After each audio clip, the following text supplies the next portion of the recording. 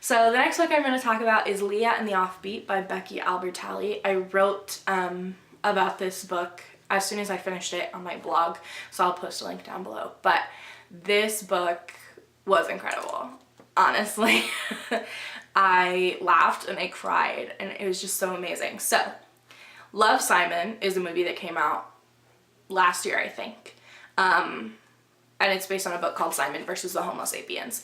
And in that, Leah is his best friend for years and years, and she sort of has a little crush on him, and she doesn't really know how to handle it throughout the movie or book, and she's kind of acting very strange around Simon, around his coming out.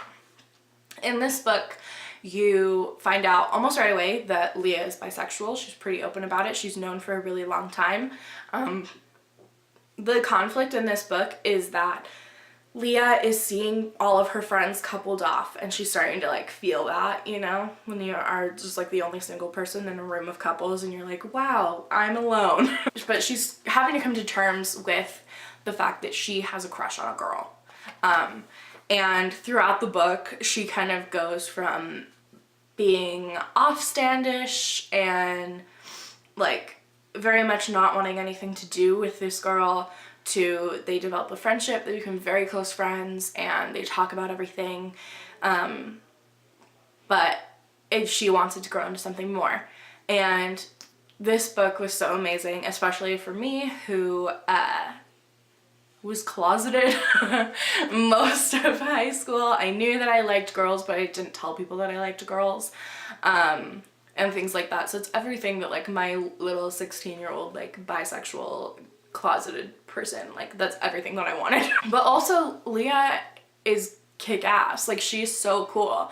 And this might just be for me, but it talks about Leah. She is a little bit of a bigger girl. Not that it is part of her story, that it's hindering in any way, but she's aware of her size in the same way that I am, and so I felt really connected to her that way. But she's also like so smart. She's an artist, and she's in like a really cool girl band that she drums in, and she's just so cool. And so throughout this book, she is coming to terms with this part. So Leah comes to terms with this part of her that she's not ready to share yet. Whereas in other parts of her life and school and music and things like that, she's ready to share them because she's confident in them, and it's coming to terms with this part that she's not comfortable with yet. So I cannot say enough good things about this book. This next book, I'm gonna have to look at my notes because it's a long title. It's called Bad Girls, Sirens, Jezebels, Murderesses, Thieves, and Other Female Villains by Jane Yolen. And this book really inspired me for a project that I'm working on. I hate being the person that's like, I'm working on it, but I can't tell you. But I don't think I can tell you. But it's basically historical blurbs about women throughout history, these sort of people that are seen as bad girls. So they're girls who committed crimes, anything from Lizzie Borden, who, if you don't know, just Google it, to people that were pirates and people that, like, killed their abusive husbands. Like, it's a large spectrum. But this book was so funny. So it goes through, it also has these beautiful illustrations of the women throughout history, and throughout every chapter it has a little comic strip of the mother and daughter who write this book together, talking about the girls and kind of connecting it to their real lives. And it is hilarious, it's so funny, it's so well written, it really connects you to them. And for me, I can personally say it was so inspiring to start another project from this. So it was amazing. Next book is Becoming Bonnie by Jenny L. Walsh, and I don't really talk about this a whole lot, but I'm obsessed with Bonnie and Clyde. I have a framed photo of them on my wall. I love Bonnie and Clyde, and so I love the history of it, and so finding a historical fiction book about Bonnie was really good. It is about her beginning of her life. So for those of you who don't know, Bonnie was married to another man before she met Clyde Barrow. And so it's about her getting married and having this newlywed life with a husband that she will eventually leave. She doesn't actually meet Clyde until the last couple of chapters of the book, so it's sincerely about Bonnie. And the author did make some changes. So for example, Bonnie's best friend in the book is Ethel, who is dating Buck Barrow, and Ethel and Buck were married in real life and part of the Barrow gang, but they didn't meet Bonnie until Clyde introduced them. So she did take that, and she wanted the girls to be friends so that they could bond. And another thing is that Bonnie and Ethel meet Buck because they work at an underground speakeasy. Prohibition is going on at this time, and to make a little bit of extra money, the girls start bartending at a speakeasy. And that is how Ethel meets Buck, and they get into some trouble and things like that. They didn't actually work at a speakeasy. Of course, they didn't know each other, but Bonnie didn't work at a speakeasy. That is historically stated. Maybe she did. I don't know. But again, it just helps move the story along a little bit better, and it kind of fills in some of the gaps that we don't know about Bonnie's history. Something that I really loved was that the first half of the book, everyone calls her Saint Bonnie Lynn because she's so like good and pure, and then in the second part of the book, she's called Bonnie. And another thing the author did was she had Clyde nickname Bonnie Lynn Bonnie, which I thought was just kind of sweet. Of course, Bonnie in real life was called Bonnie long before she met Clyde, but it was just very sweet and kind of tied everything together in a little bow. There's a second part of this duology called Side by Side that kind of tells the tale of Bonnie and Clyde, that I am going to read as well. But this was such a good one for me. I loved it, and it's kind of fun. Yeah. The last book that I have is Vanishing Girls by Lauren Oliver. So Vanishing Girls is a work of fiction. It's kind of a mystery,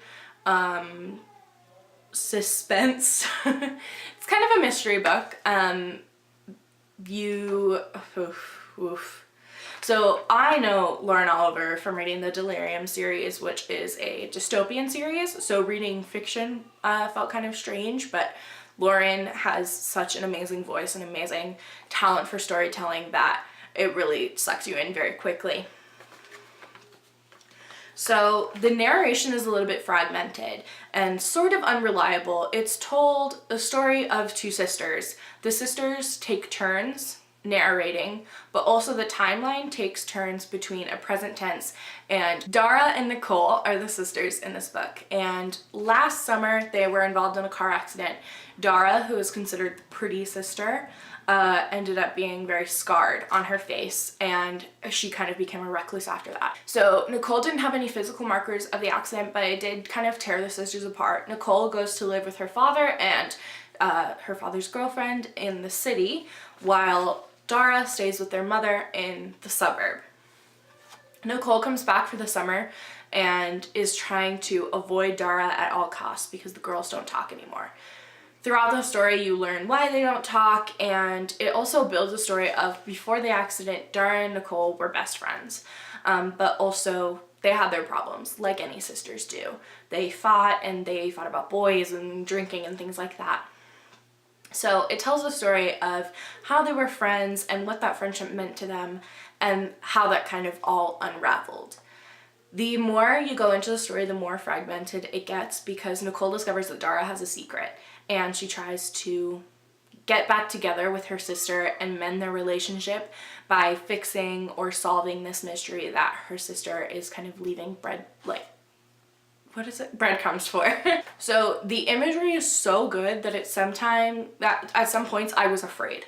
Like, it's so good that the moments that are very tense and very high pressure, I was feeling it. I was like full of anxiety, just like laying in bed reading this book but not wanting to put it down. The book also follows the story of a young girl in the town who has gone missing, and throughout the story, the two girls weave their stories together, because when Dara shows up missing one day, Nicole is convinced that it's connected. And so Nicole goes off to solve this mystery, but throughout the way she learns some things that she maybe wasn't ready to learn. I do want to say, trigger warning, this book, it does deal with death, grief, and sexual abuse.